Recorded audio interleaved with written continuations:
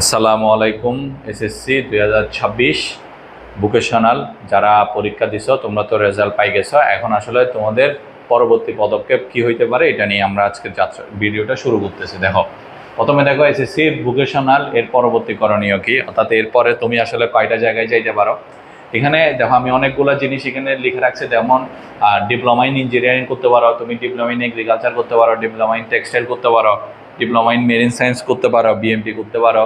এরপর হচ্ছে এখানে এইচএসসি ভোকেশনাল করতে পারো। হ্যাঁ, তো প্রথমে একটা জিনিস মাথায় রাখবা, তুমি কিন্তু ভোকেশনাল এইচএসসি থেকে যাত্রাটা শুরু করছো। হ্যাঁ, আর এখানে তোমার যাত্রাটা ছিল হচ্ছে ক্লাস 9-এ, তুমি অর্ধেক দিছো, ক্লাস 10 অর্ধেক দিছো, পরীক্ষা হাফ করে দুটোটার গড় করে তোমার এসএসসি রেজাল্টটা দেওয়া হয়েছে।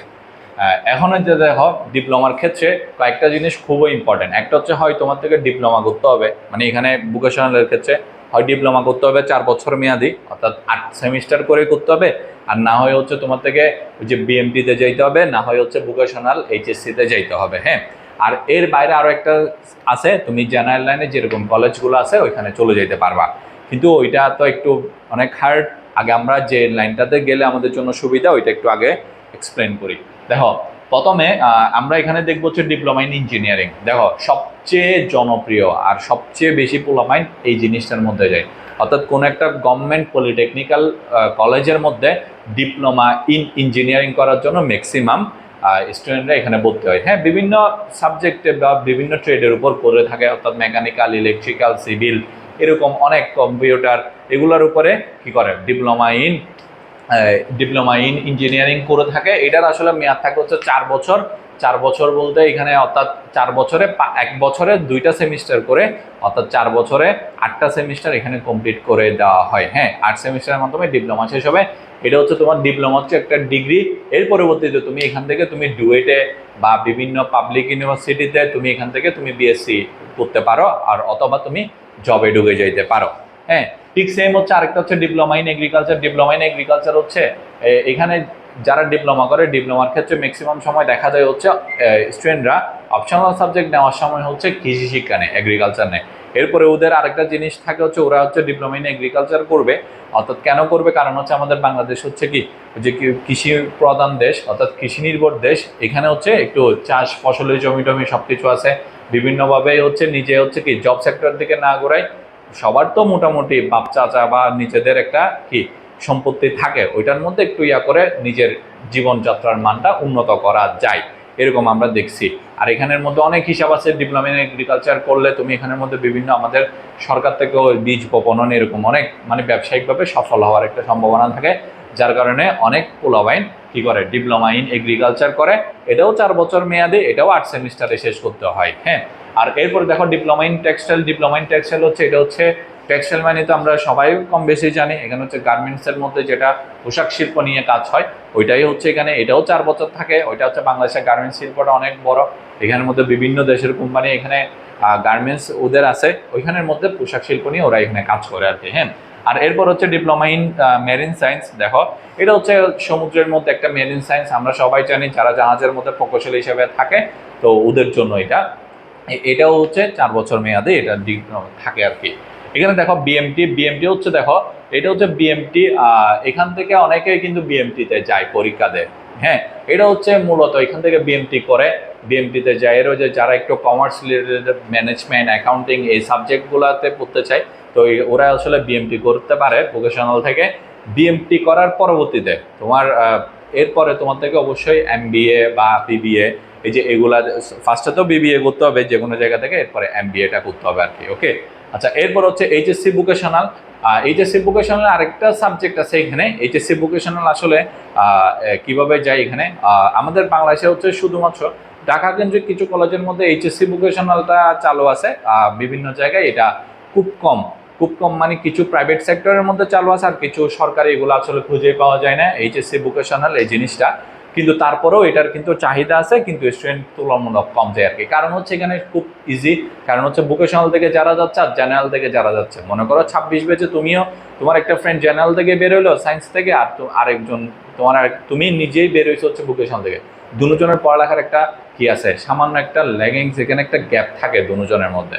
সো ও যেরকম এইচএসসি করবে, তুমিও যদি ভোকেশনাল থেকে করে থাকো তাহলে ভোকেশনাল এইচএসসি করে আসলে তুমি কি করবা, এটা একটা কোয়েশ্চেন চলে আসে। এখান থেকে তুমি কি করবা, তোমার থেকে হয় যে কোনো একটা ভার্সিটিতে, প্রাইভেট ভার্সিটি বা পাবলিকের মধ্যে এখানে চাইতে হবে, আর অন্যতায় হচ্ছে বিভিন্ন জায়গায় যেতে হবে। আর এখন তো মনে করো এরপরে তুমি যখন একটা ব্যাচেলর ডিগ্রি নিতে যাবা, এখানের মধ্যে পাবলিকের মধ্যে তো ঠিক চান্স পাইতে হবে, এখানে কম্পিটিশন অনেক বেশি।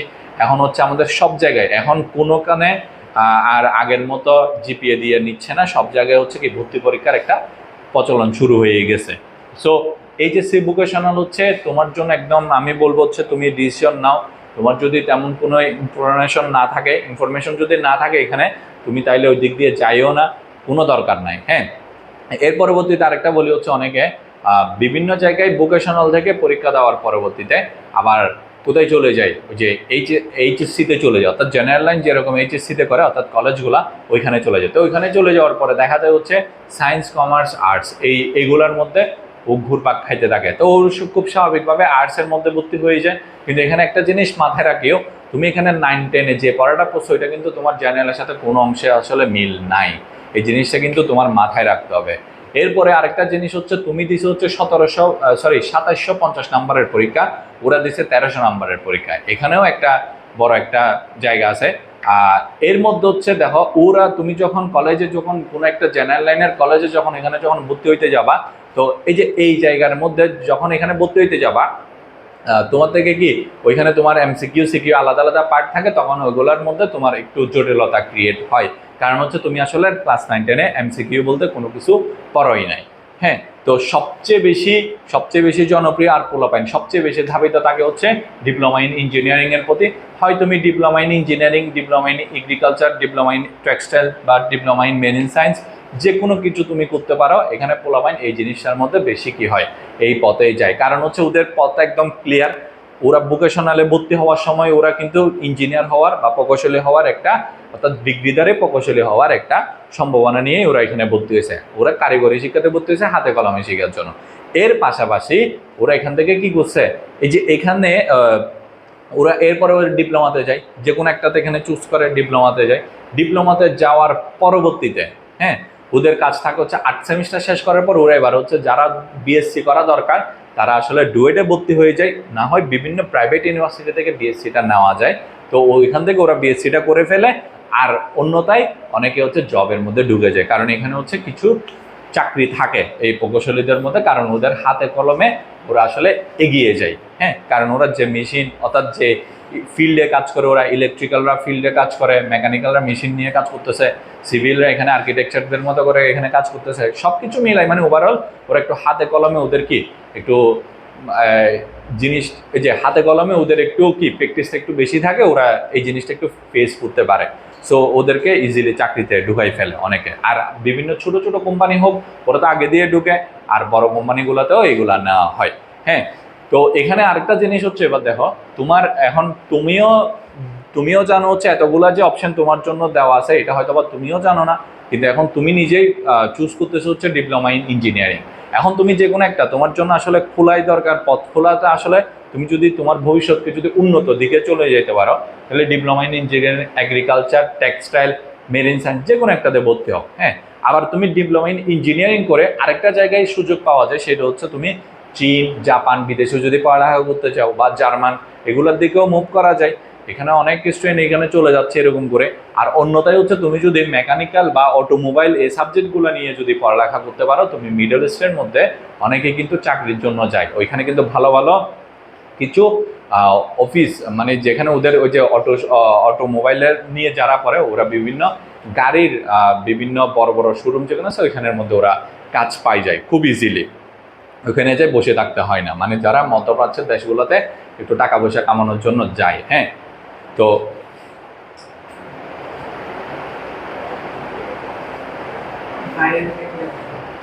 হ্যাঁ আচ্ছা, এখানে হচ্ছে ওরা কি করে, ওরা ওই যে ডিপ্লোমা ইন ইঞ্জিনিয়ারিং করার জন্য ওরা ডিপ্লোমা ইন ইঞ্জিনিয়ারিং করার পরে ওরা এখানে বিদেশে চলে যায়। এরপর হচ্ছে ওই যে মেকানিক্যাল নিয়ে পড়ে বা অটোমোবাইল নিয়ে যায়, ওরা এখানে বিভিন্ন গাড়ির শপ দিয়ে থাকে আর বিভিন্ন পার্টস এগুলো নিয়ে ওরা এখানে কাজ করে। ওরা খুব ইজিলি এই জিনিসটা ওদের কাছে আয়ত্তে চলে আসে, ওরা এখানে খুব ভালোভাবে দেশের জন্য টাকা পয়সা কামাইতে পারে। এই জিনিসটাও এখানে হয়, এগুলো কিন্তু অনেক জায়গায় আছে। ওকে, তো তোমার জন্য বেস্ট অপশন হচ্ছে তুমি ডিপ্লোমা ইন ইঞ্জিনিয়ারিং করো। যদি ডিপ্লোমা ইন ইঞ্জিনিয়ারিং করতে ইচ্ছা না করে তাহলে তুমি ডিপ্লোমা ইন এগ্রিকালচার করতে পারো, কারণ যেহেতু সবার ওই যে বললাম সবার কিন্তু আশেপাশে বাপ দাদার নিজেদের বাপের এগুলার জায়গা জমি থাকে, ওইখানের মধ্যে তুমি কিছু একটা করে তুমি ব্যবসা করতে পারবা একদম ইজিলি। ওকে, আর এখানে তো কৃষিবিদদের জন্য আলাদা চাকরিও আছে, এগুলা মানে চাকরি পাবা এটা শিওর, ব্যবসার জন্য এগুলা করা হয়। কিন্তু এখানে মূলত ফ্যাক্টরটা হচ্ছে তুমি যখন ডিপ্লোমা করতে যাবা ওইখানে তোমাকে এবার আগের মতো কোনো সুযোগ নেই, গত বছর থেকে এটা চালু হয়েছে ডিপ্লোমাতে, এবার তোমার এডমিশন টেস্ট দিয়ে ভর্তি হইতে হবে। তুমি A+ পাইছো, তুমি গোল্ডেন পাইছো, তুমি একদম বোর্ড র্যাঙ্ক করছো, অসুবিধা নাই। তুমি যদি ওই ডিপ্লোমা এডমিশন টেস্টে যদি টিকতে না পারো তাহলে তোমার খেলা এখানেই শেষ, তুমি আসলে এখানে ভর্তি হইতে পারবা না। আর তুমি জিপিএ একটু কম পাইছো, মোটামুটি লেভেলের পাইছো, যা রেজাল্ট করছো অতটুকু আশা, যা করছো তা আসে নাই, কিন্তু একটু ভালো মতো করো, তুমি একদম টপ সাবজেক্টের টপ কলেজগুলোতে তুমি চলে যেতে পারবা। সো এই জিনিসটা একটু মাথায় রাখবা। ওকে, সো তোমরা এখানে পছন্দ করার সময় কোন জায়গায় যাবা, এখানে চুজ করার সময় তোমরা আসলে বেস্টটা চুজ করবা। আর এখান থেকে তোমরা ডিপ্লোমা ইন ইঞ্জিনিয়ারিং এর দিকে যাও, আর এর সাথে তোমরা এডমিশনের জন্য এখন থেকে একটা কি যাত্রা শুরু করে দাও, কারণ তোমাদের এডমিশন নিয়ে আরো কিছুদিন সময় পাবা ইনশাল্লাহ, এটা আমাদের এখান থেকে ভিডিওতে পাই যাবা। আসলে কতদিন একটা সম্ভাব্য ডেট এগুলো তো পাবা, কিন্তু এই জিনিসটাই হইতে পারে তোমার এসএসসি, কারণ এসএসসির পরপর তোমার এই জিনিস তুমি যদি এই পছন্দ বা তোমার এই সঠিক ডিসিশনটা যদি নিতে না পারো তাহলে কিন্তু পরবর্তীতে গিয়ে 1 বছর 2 বছর পরে গিয়ে কিন্তু তোমার পস্তাইতে হবে। এরকম অনেক স্টুডেন্ট পাওয়া যায় যারা এসএসসি থেকে অর্থাৎ জেনারেল লাইনে যাওয়ার পরে ওরা 1 বছর যাওয়ার পরে বুঝে যায় আসলে ওদের অবস্থা যে কত খারাপ হয়ে গেছে, বা এইচএসসি ভোকেশনালে যাওয়ার পরে ওদের অবস্থা খারাপ হয়ে যায়। তো তুমি 1 বছর 2 বছর পরে যে জিনিসটা আসলে তোমার জন্য ভুক্তভোগী হিসেবে থাকবে, তোমার যাতে ভুক্তভোগী না হও ওই জন্য এখন থেকে সঠিক সিদ্ধান্ত নিয়ে নাও, এখন থেকে তুমি প্রিপারেশন শুরু করে দাও। তুমি যদি ভোকেশনাল থেকে যদি ভোকেশনাল দাখিল হও বা ভোকেশনাল তুমি স্কুল থেকে দাও সমস্যা নাই, যে কোনো একটা জায়গায় তোমার একটা জিনিস টার্গেট রাখো, তুমি ডিপ্লোমাতে যাও, ডিপ্লোমা এডমিশন টেস্টের জন্য প্রিপারেশন নাও, দেখবে যে তোমার ইনশাল্লাহ ভবিষ্যৎ সুন্দর হবে। আশা করি সবাইকে বুঝাইতে পারছি। সবাই ভালো থাকিও, সুস্থ থাকিও। সালামু আলাইকুম।